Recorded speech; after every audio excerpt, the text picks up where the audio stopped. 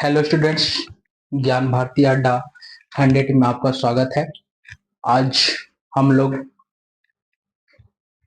History में संगम वंश पढ़ेंगे। ठीक है, इससे भी क्वेश्चन पूछता है, इससे भी एग्जाम में एक या दो क्वेश्चन रहता है। ठीक है, आज हम लोग संगम वंश के बारे में अध्ययन करेंगे। और सबसे पहले एक बात है, आप लोग जो इस चैनल पर नए हैं तो इस चैनल को जरूर लाइक एंड सब्सक्राइब करें और अपने दोस्त के पास जरूर शेयर करें। ठीक है। कल सुबह हम लोग 8:30 बजे मॉर्निंग 8:30 बजे सुबह लाइव आते हैं। आप लोग जरूर उस क्लास को अटेंड करेंगे। ठीक है, उसमें ज्योग्राफी चल रहा है, लाइव क्लास। ठीक है, चलिए हम लोग आज संगम के बारे में पढ़ते हैं। ठीक है,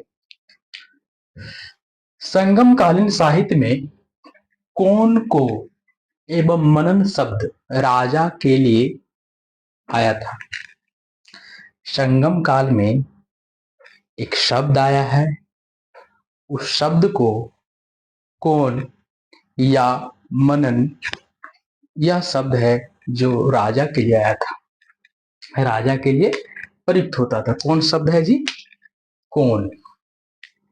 यह जो है कौन या मनन, यह शब्द है, यह राजा के लिए प्रयुक्त होते थे। ठीक है, संगम या संगम, संगम या संगम प्राचीन तमिल शब्द है। प्राचीन क्या है?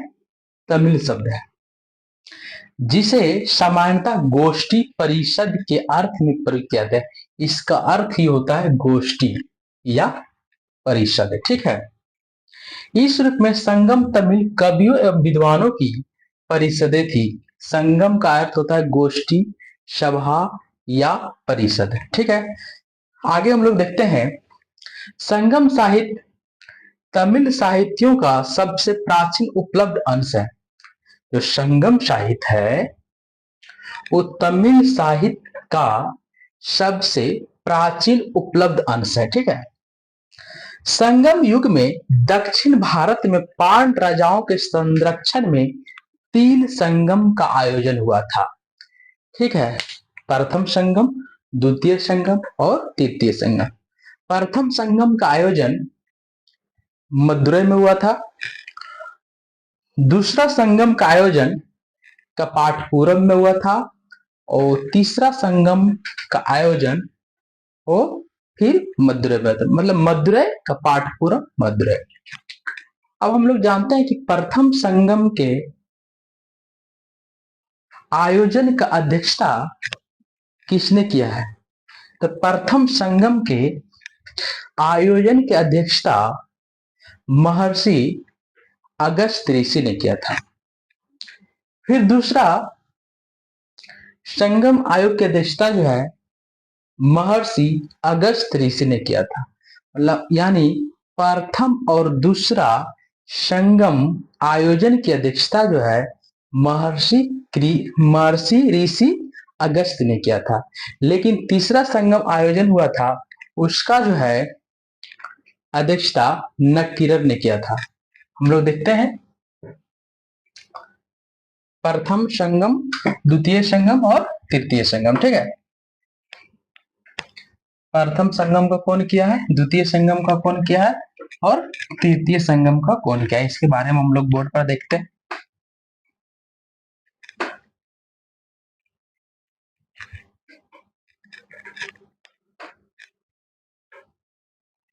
देखिए, प्रथम संगम,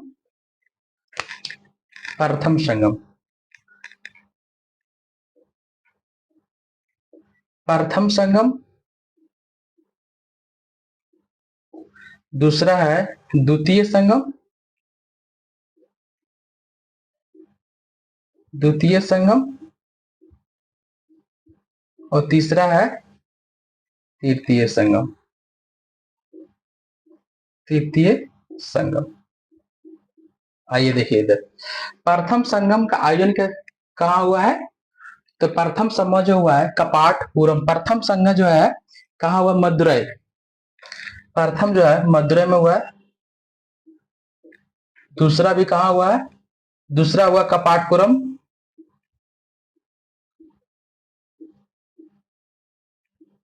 और तीसरा कहाँ हुआ है, मदुरै में। ठीक है, प्रथम संगम आयोजन मदुरै में हुआ था, दूसरा कपाटपुरम और तीसरा मदुरै। पहला का अगस्त ऋषि, अगस्त ऋषि, दूसरा का भी अगस्त, और तीसरा का कौन किया है, नकीरर, नकीरर। ठीक है, समझ गए ना। तीन संगम का आयोजन हुआ था पांड राज्य के संरक्षण में। ये सब किसके संरक्षण में हुआ है, तो पांड राज्य के संरक्षण में तीन संगम का आयोजन हुआ है। प्रथम संगम मदुरै, दूसरा संगम कपाटपुरम, तीसरा संगम मदुरै। प्रथम संगम आयोजन के अध्यक्षता अगस्त ऋषि, दूसरा संगम आयोजन के अध्यक्षता अगस्त ऋषि, और तीसरे संगम आयोजन के अध्यक्षता नक्कीरर किया। ठीक है, आप लोग यहाँ तक समझ गए होंगे, हम उम्मीद करते हैं। ठीक है, आगे हम लोग देखते हैं। दक्षिण भारत के आर्यकरण का श्रेय महर्षि अगस्त ऋषि को दिया जाता है। दक्षिण भारत का जो आर्यकरण का जो श्रेय है किसको दिया जाता है, तो महर्षि अगस्त ऋषि को दिया जाता है, महर्षि अगस्त ऋषि को दिया जाता है। इन्हें तमिल साहित्य के जनक के रूप में जाना जाता है। किसको, तमिल साहित्य के जनक के रूप में किसको जाना जाता है जी, तमिल साहित्य के जनक के रूप में इसी को जाना जाता है, महर्षि अगस्त को। महर्षि अगस्त को तमिल साहित्य के जनक के रूप में जाना जाता है। तोलकप्पियम द्वितीय संगम, तोलकप्पियम जो है, तोलकप्पियम जो है द्वितीय संगम तमिल साहित्य का प्राचीनतम ग्रंथ है। कुछ इतिहासकार का मानना है कि जितना भी प्रथम संगम में जो भी ग्रंथ उपलब्ध हुए थे, समुद्र में विलीन हो जाने के कारण सारा जो ग्रंथ नष्ट हो गया। मात्र एक ऐसा जो द्वितीय संगम में जो ग्रंथ है इस तुलकप्यम, यही मात्र कुछ ग्रंथ बचा था जो द्वितीय संगम में, इसका जो प्रथम संगम में सब क्या हुआ, समुद्र में विलीन हो गया, कुछ इतिहासकार का मानना है। ठीक है, तो तुलकप्यम जो है ना, क्वेश्चन पूछ देता है तुलकप्यम जो ग्रंथ है संगम साहित्य के किस संगम का है, तो दूसरा संगम का है। ठीक है, इसके प्रणेता, इसके प्रेरणा किसके, तुलकप्यम के जो लेखक थे, तुलकप्यम का रचनाकार तुलकप्यार है, तुलकप्यम के रचनाकार तुलकप्यार है। यह तुलकप्यार जो है अगस्त ऋषि के 12 शिष्यों में से एक थे। ये जो तुलकप्यार है अगस्त ऋषि के 12 शिष्यों में से एक थे। ठीक है, आगे हम देखते हैं। यह एक व्याकरण ग्रंथ है। क्वेश्चन पूछता है कि तमिल तुलकप्यम क्या है, तो जवाब देना है क्या, यह एक व्याकरण ग्रंथ है। यह क्या है जी, एक व्याकरण ग्रंथ है। इसकी रचना किस शैली में हुआ है, इंपॉर्टेंट क्वेश्चन है। इसकी रचना किस शैली में हुआ है, इसकी जो रचना हुआ है किसकी रचना, तो तुलकप्यम की रचना, तुलकप्यम की रचना जो है किस शैली में हुआ है, तो सूत्र शैली। क्या जवाब देंगे कि तुलकप्यम की जो रचना है किस शैली में हुआ है, तो सूत्र शैली में हुआ है, ध्यान दीजिएगा। ठीक है, आइए हम लोग आगे देखते हैं। शिल्पादिकारम, ये ग्रंथ है, शिल्पादिकारम ग्रंथ है। इसके जो रचनाकार हुआ है इंग्लो आदिगल। शिल्पादिकारम के जो लेखक हुआ है, रचनाकार हुआ है, वह है इंग्लो आदिगल, इंग्लो आदिगल। ठीक है, इस ग्रंथ में पुहार या कावरीपट्टनम के एक धनी व्यापारी के पुत्र कोलन, इस जो ग्रंथ में है एक धनी व्यापारी के पुत्र का नाम है, उसका नाम है कोलन, एवं उसकी सुंदर पत्नी, दुर्भाग्यशाली बोला जाए कानगी की एक क्या है, प्रेम कहानी है, प्रेम कहानी है।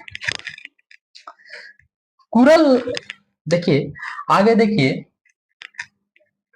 आगे हम लोग देखते हैं कुरल जो है, क्वेश्चन पूछता है कि तमिल साहित्य का बाइबल किसे कहा जाता है। तमिल साहित्य का जवाब दीजिएगा। तमिल साहित्य का बाइबल, तमिल साहित्य का, तमिल साहित्य का बाइबल किसे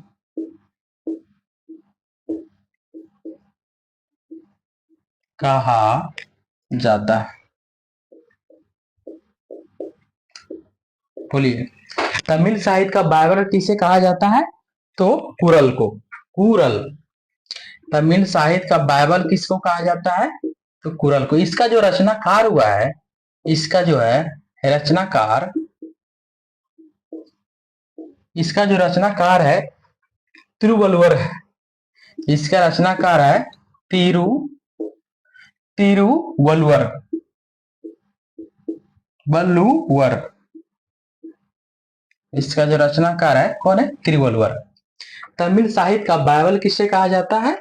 तो कुरल को कहा जाता है। किसको कहा जाता है? तो कुरल को कहा जाता है। इसका रचनाकार कौन है? तिरुवल्लुवर है। ठीक है, आगे हम लोग देखते हैं। आगे एक ग्रंथ है शीतले सतनार।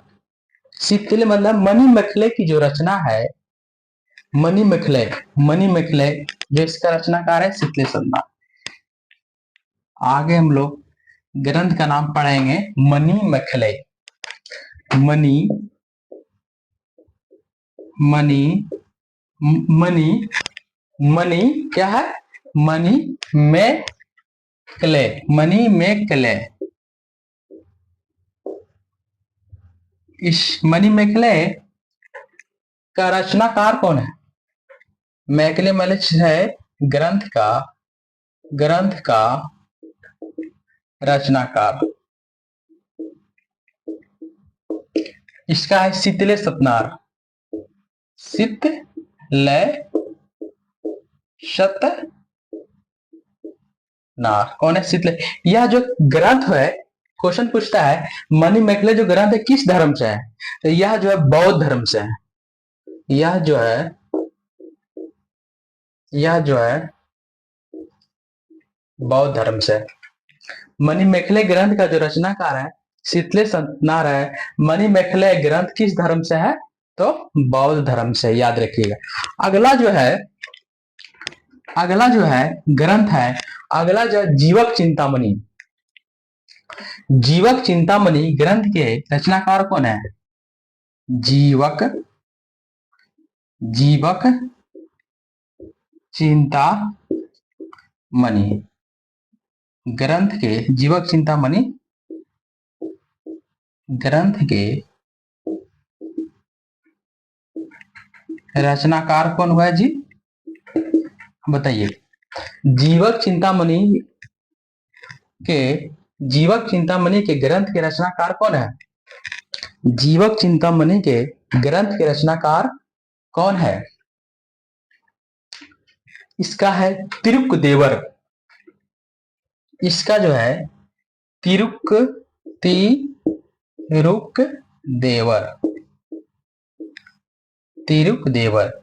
यह जो है किस धर्म से है?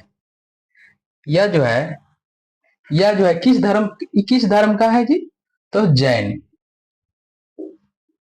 याद रखिएगा, जीवक चिंतामणि ग्रंथ है जो जैन धर्म से रिलेटेड है। और मणिमेखले जो ग्रंथ है वह जो बौद्ध धर्म से। मणिमेखले के रचना का शीतले सतनार, जबकि जीवक चिंतामणि के तिरुक्देवर है। ठीक है, आगे हम लोग बढ़ते हैं।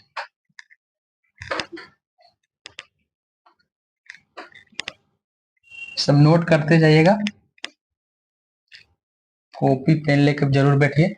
आगे हम लोग देखते हैं सेन गुप्त, किसको लाल चेर के नाम से जानते हैं? लाल चेर के नाम से किसको जाना जाता है? लाल चेर के न लाल चेर किसको कहा जाता है? सेन गुटवन को। सेन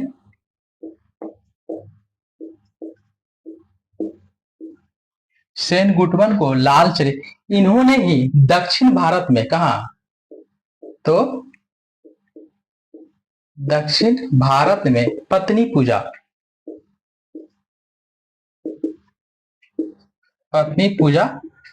प्रारंभ किया।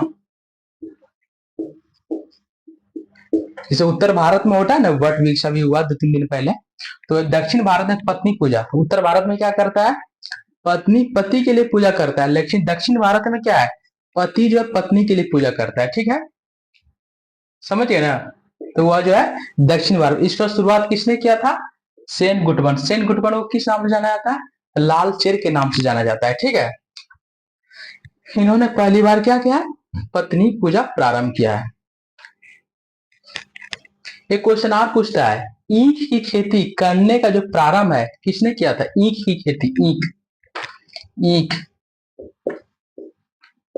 की खेती करने का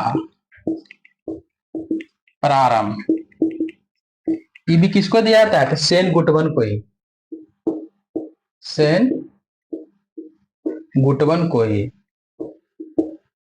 सही है ना, ईख की खेती करने का प्रारंभ किसको दिया जाता है, तो सेन गुटवन को ही। ठीक है, आगे हम लोग देखते हैं।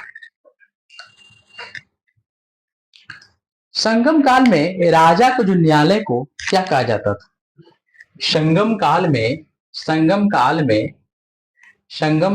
राजा के न्यायालय को क्या कहा जाता था, संगम काल में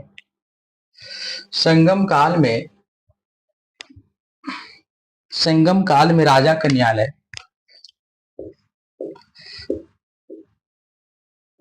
संगम काल में राजा के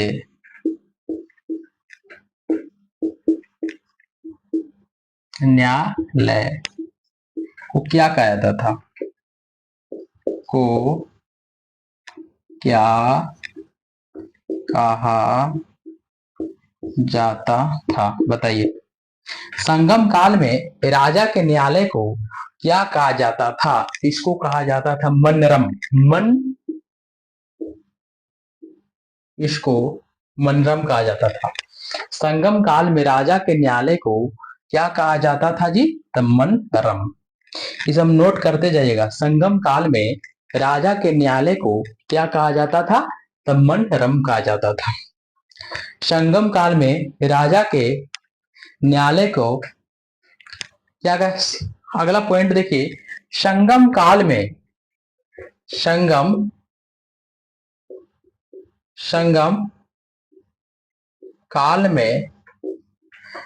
समय, अभी न घड़ी डिजिटल, उसमें क्या था, समय, संगम काल में समय को पता लगाने के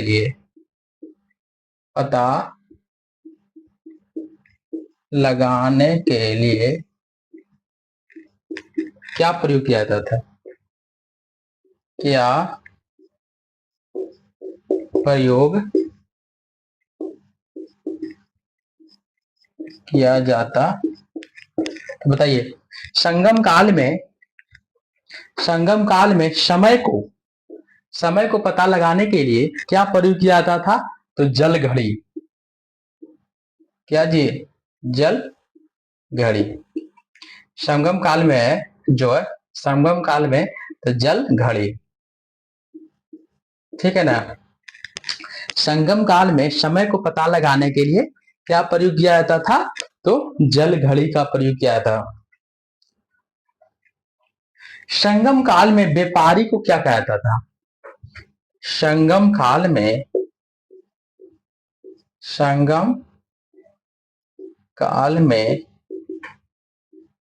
व्यापारी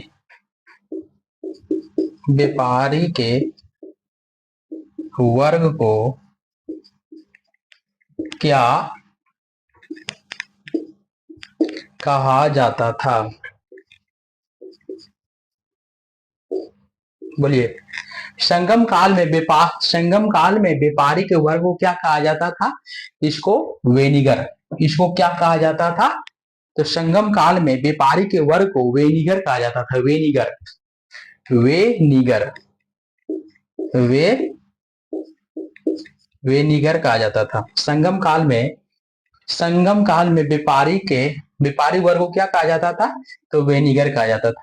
पहला पॉइंट क्या था? संगम काल में राजा के न्यायालय को मंद्रम कहा जाता था। संगम काल में समय को पता लगाने के लिए जलघड़ी का प्रयोग किया जाता था। संगम काल में व्यापारी के वर्ग को वेनिगर कहा जाता था। ठीक है, आगे देखिए, आगे हम लोग पढ़ेंगे।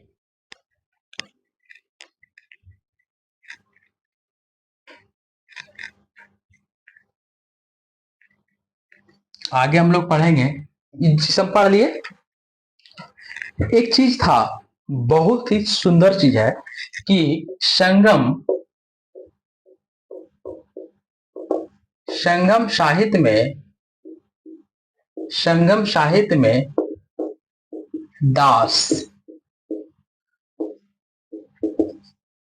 प्रथा का उल्लेख नहीं है। उल्लेख नहीं मिला। संगम काल में जो है, संगम साहित्य में दास प्रथा का या संगम काल में दास प्रथा का उल्लेख नहीं मिला। मतलब क्यों? उसमें दास नहीं था, ऐसा माना जाता है इतिहासकार का कि संगम काल में दास प्रथा का उल्लेख नहीं मिला। ठीक है, आगे हम लोग देखते हैं अगला पॉइंट। संगम काल में मुख्य खाद्य फसल क्या था? संगम काल में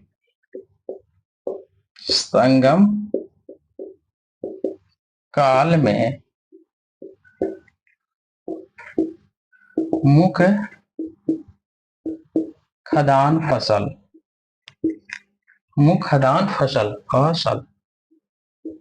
क्या था जी?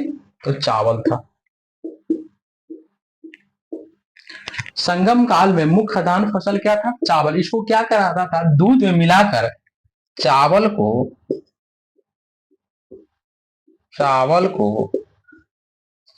को दूध में मिलाकर सांभर बनाया जाता था।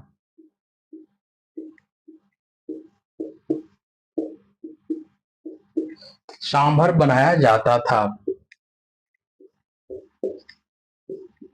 सही है ना? देखिए इधर ध्यान दीजिए, संगम साहित्य में दास प्रथा का उल्लेख नहीं मिलता है। संगम काल का मुख्य खाद्य फसल चावल था, जो दूध में मिलाकर क्या बनाया जाता था? तो सांभर बनाया जाता था। इस चीज को आप लोग याद रखिए। समझेगा ना? संगम साहित्य में दास प्रथा का उल्लेख नहीं था। संगम काल का मुख्य खाद्य फसल चावल था, जो दूध में मिलाकर उसको क्या बनाया था? सांभर। एक चीज और, संगम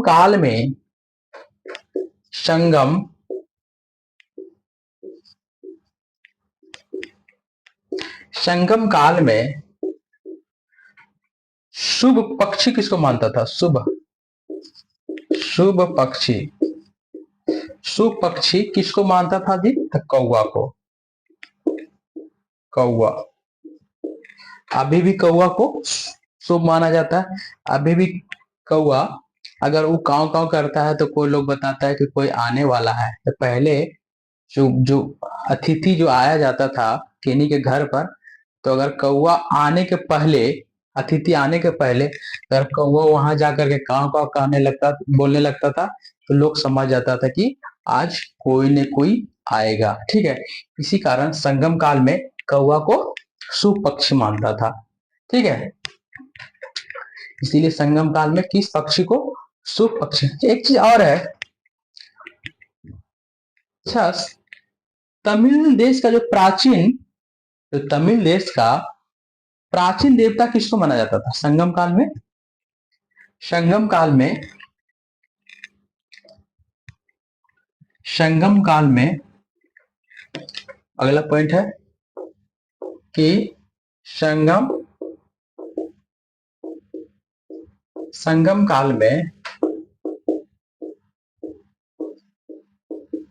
तमिल देश का प्राचीन तमिल देश का प्राचीन देवता